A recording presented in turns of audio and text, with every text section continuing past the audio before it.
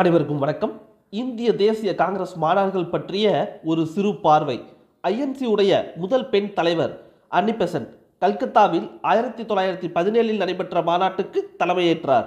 முதல் இந்திய பெண் தலைவர் சரோஜினி நாயுடு 1925 கான்பூரில் நடந்த கூட்டத்திற்கு தலைமையேற்றார்.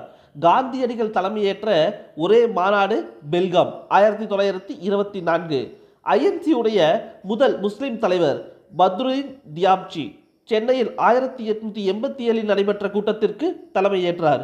தேசிய பாடல் 1896 கல்கத்தாவில் நடைபெற்ற கூட்டத்திலும், தேசிய கீதமானது 1911 கல்கத்தாவில் நடைபெற்ற கூட்டத்திலும் பாடப்பட்டது. காங்கிரசின் அரசியலமைப்பு சென்னையில் 1908 ஆண்டு கூட்டத்தில் ஏற்றுக்கொள்ளப்பட்டது. ஐஎன்சியின் இளம் தலைவர் மௌலானா அபுல் கலாம் ஆசாத்.